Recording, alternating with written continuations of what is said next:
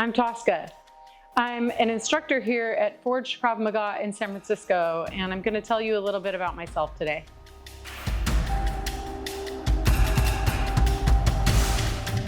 I grew up in Sacramento for my early childhood. When I was an 11-year-old, we moved to Michigan. And I spent a year there, which was really cool because I had never lived where there was any weather. There's a lot of snow in the winter in Michigan. So I had 1 year of experience with that. And then I moved down to Atlanta, Georgia, where I spent the next 5 years or so before moving back to California. Martial arts is a journey that I started with Krav Maga. So that was my first martial arts experience. I'd always been interested in it, but never done anything about that interest. I think that probably the first time I saw a fight scene on TV, I was just like, wow, that looks cool. And, you know, it just took a while to get around to it. So the choice of Krav Maga wound up being kind of circumstantial.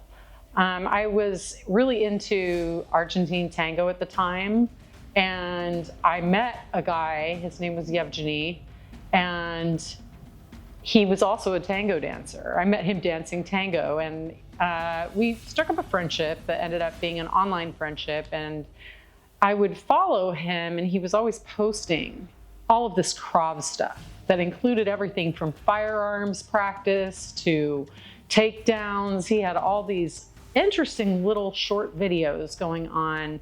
And when I decided I wanted to pursue my interest in martial arts, I reached out to him and I said, is there anybody local to me who teaches the way that you're demonstrating? And he sent me to Tactica, Oakland.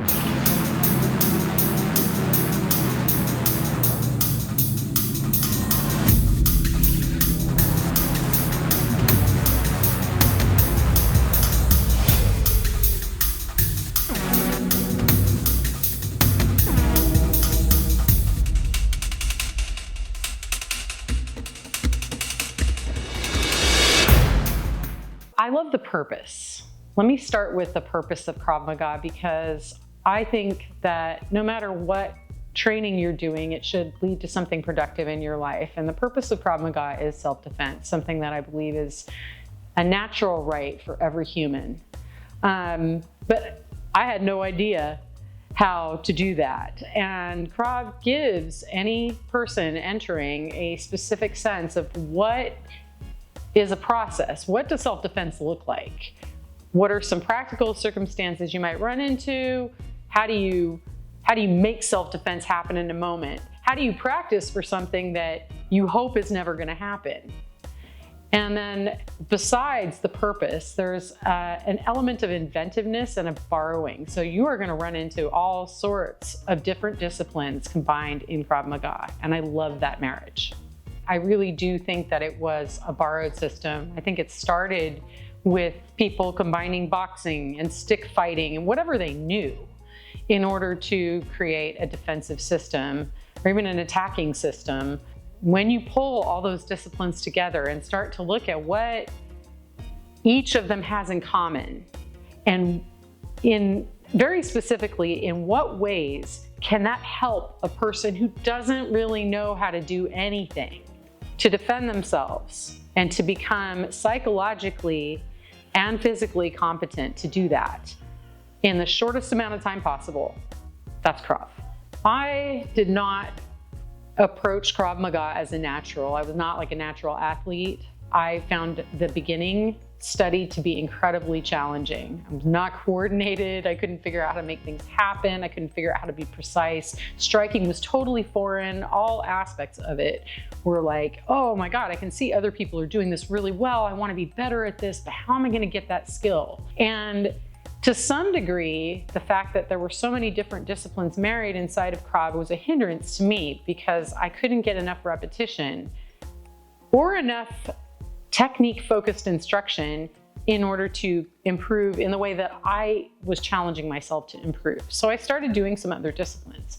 And the things that I picked up, I now dabble in everything. I'm doing Muay Thai, I'm studying a little bit of boxing, I'm doing a ton of jiu-jitsu, and that has really changed how I do Krav. And I think in a positive way.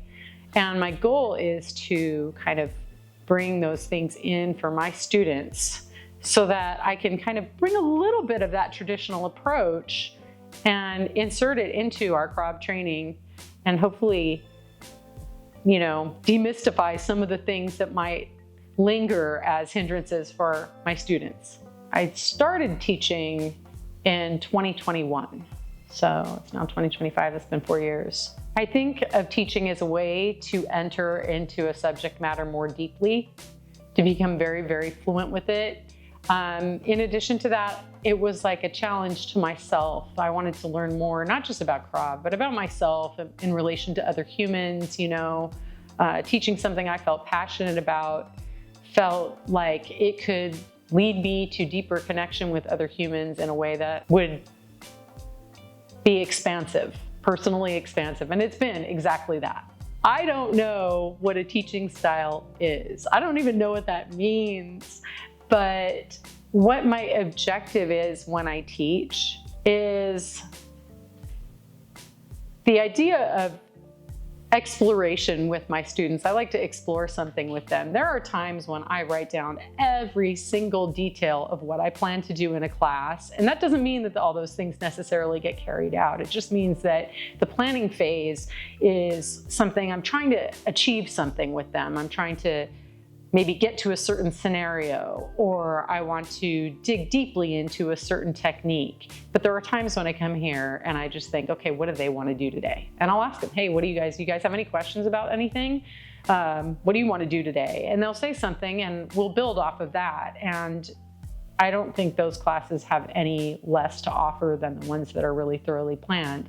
But that rhythm of moving between those two modes, I think, is a really fruitful rhythm.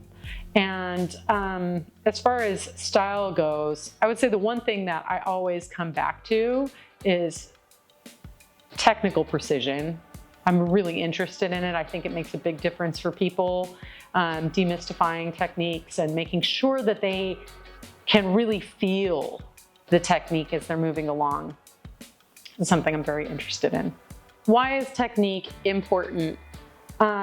Because it can be frustrating to be confused about the execution of something. And there are students who are going to be just stopped by that. And I want to open that door for them. I don't want them to struggle with that. I want to blast that door wide open and give them a way into the technique so they can start thinking about like what they can do with it. There are so many personalities here. And some of them are soft, some of them are strong, some of them are loud, some of them are quiet and observant. And that is what I really enjoy in both the variety of instruction that I can access. I go to beginning level classes from our other instructors all the time and learn things that I would never pick up if I were like, oh, well, I don't belong at that level anymore. I don't need to study that anymore. Or so-and-so's so different to me. How could I ever learn from this person? But it's exactly the opposite. Studying with a different teacher is just always a big plus. So I like that we have a lot of instructors, and I like that some of them, that we have instructors at all levels. I think that's a huge boon to our teaching community. And then there's just like the fact that I've been training with these people for years. I know them, we've been through stuff, you know.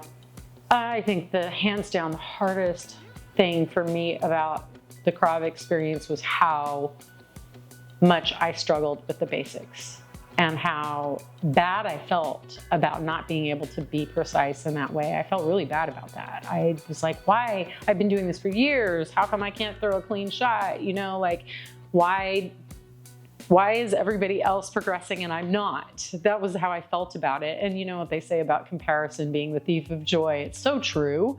And yet, you know, if you're struggling in that way, it's not like you can go to everybody and say, you know what, I feel really insecure about my capabilities. I mean, you can, but most people won't. And I didn't. You know, I had to go on a big hunt. to find that. And I'm happy with what I got from there, but it wasn't easy. There's so many different things you can get from Krav Maga. I would sit down and write down, like, what is your dream for yourself? What do you want to become that you think walking through this door could help you with? What do you want to achieve here? And let's file that away for 3 months. And at the end of that 3 months, write down what you've achieved. Like, what did you pick up? One thing you got that you had always wanted to have and you now have. And then what's the next thing you want? That's the advice I would give. I got one more thing. This is for my aggressive girls out there, okay? This is for the aggressive girls. You've been told, tone that down, lock that up, suppress that. You can come here and let it all out. So we are here for that, and you are welcome to come and release yourself. Savage. Savage means that you have no regard for age, condition, or what's on the other side. You are going to take it. You'll take its eyes rather than let it hurt you.